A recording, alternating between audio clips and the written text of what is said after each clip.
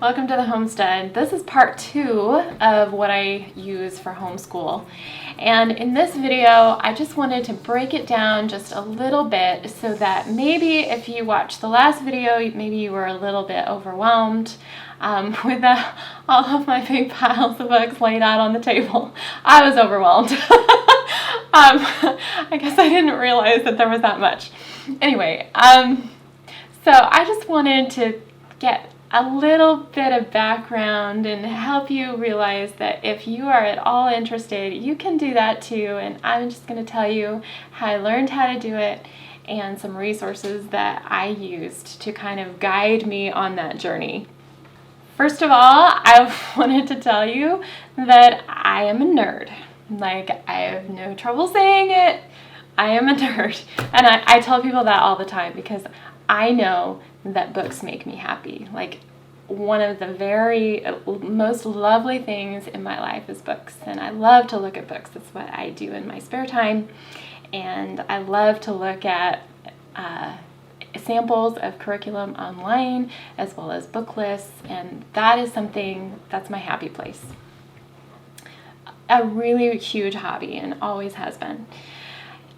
So I love to read, and I love to read to my kids. And so when I first heard about the British educator Charlotte Mason, I realized that that was how I wanted to teach my kids, with her philosophies.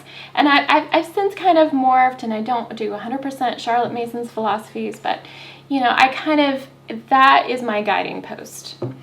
So when I first learned about this, I was researching curriculum for Caleb, and I knew I didn't want to teach Caleb how I had taught Joshua because it was a little too textbooky for both of us and very too much hands-on, kind of like, let's just get through this worksheet, let's get through the, it was too much that. And he wasn't enjoying it. I wasn't enjoying it either. So I knew I wanted to teach Caleb differently to start out. And so I started researching preschool curriculums, and up pops this video about Charlotte Mason's philosophy. And I will link that video below.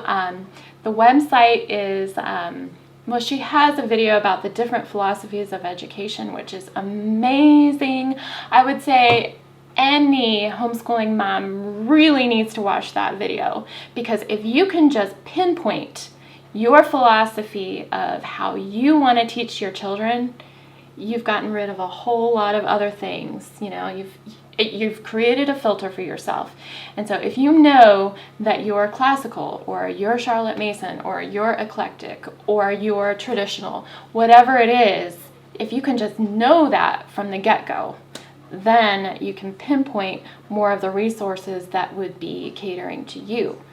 So that video is amazing. I would recommend anybody watch that. The second thing that I learned was that I wanted to be using living books, like Charlotte Mason said. I wanted to read more to my kids. I wanted my kids to love reading and love learning from books. And so I realized that I had to incorporate a lot more, what I would say, real books instead of textbooks. Charlotte Mason called them living books. And so I realized that I needed to figure out the best books to give them that were living books, well written, wonderful illustrations, all of those things. And so that's when I really began to study book lists. And I studied Sunlight book list. I studied Beautiful Feet book list. I studied the Heart of Wisdom stuff. So many, and I can link all of those things below. It was my homeschool education.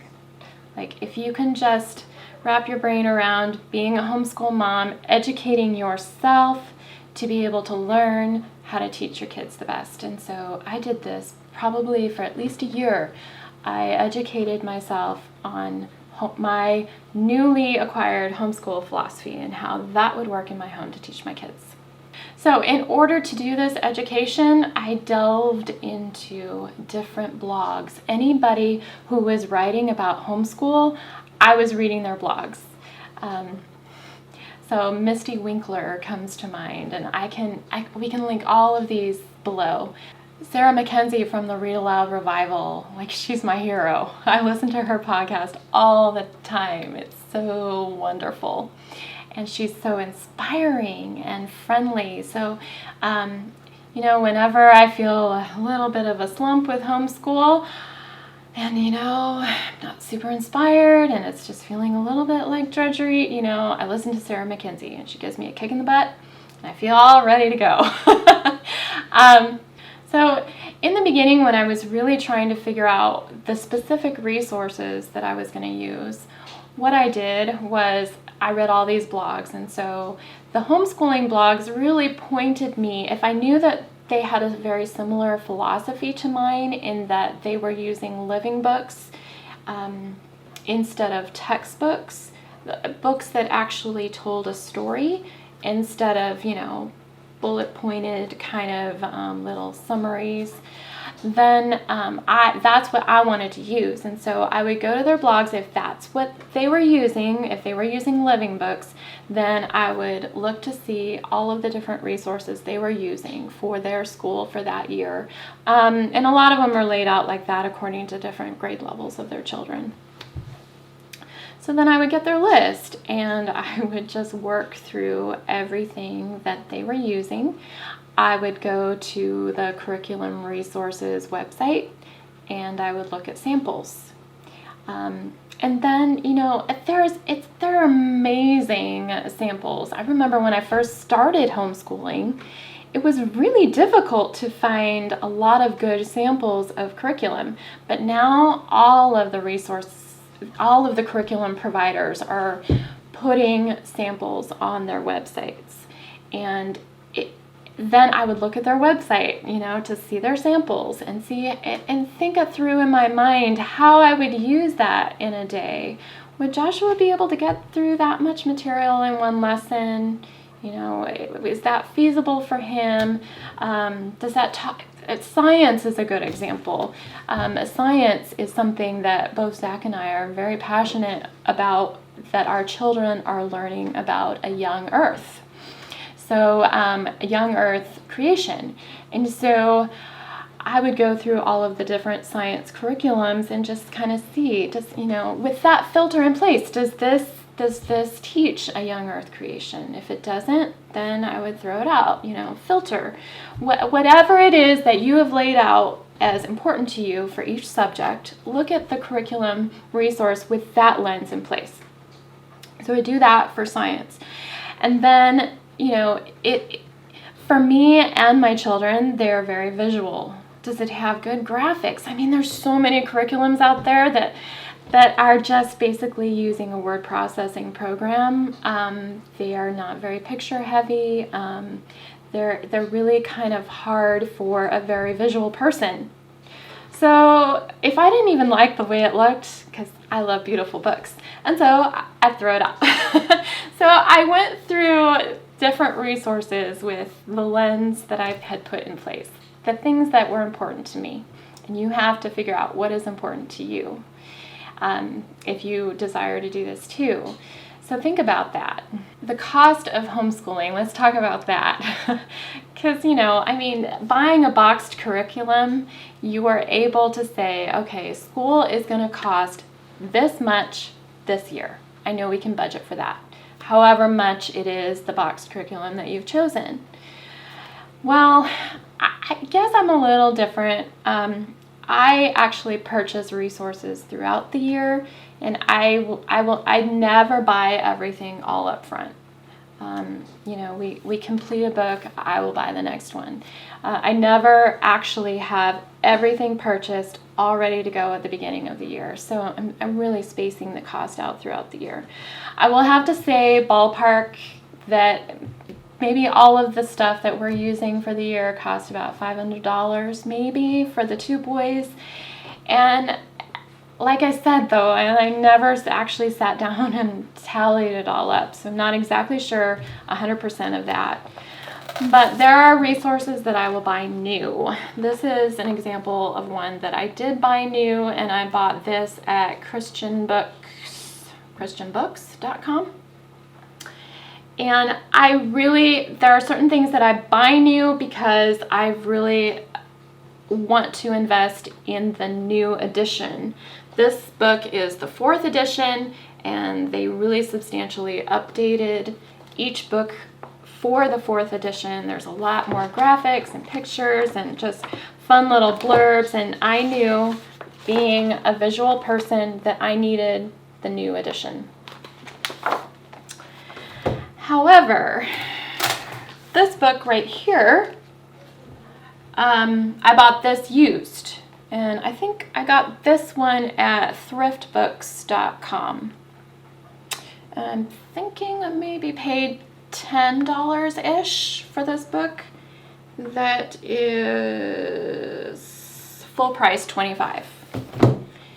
This one, I know for sure that I got this one on Amazon, the used book section on Amazon, and I think I only paid shipping for this book, or I got it for $1 or $2 plus shipping. And this book's price, I can't say, but it's a hardback, glossy, full color book, reference book, so I'm guessing maybe $25, $30 for the new version of this, and I think I paid $5, so some of that was shipping. This is a workbook, so this will be consumable, so I had to pay new for this book because he will be writing in this book. So as time goes on, I'm able to pull out more and more resources that I have available, whether it's reference books, atlas, dictionary, science encyclopedia. I'm building my library, and a lot of the things that you've seen on this table were not purchased for this year.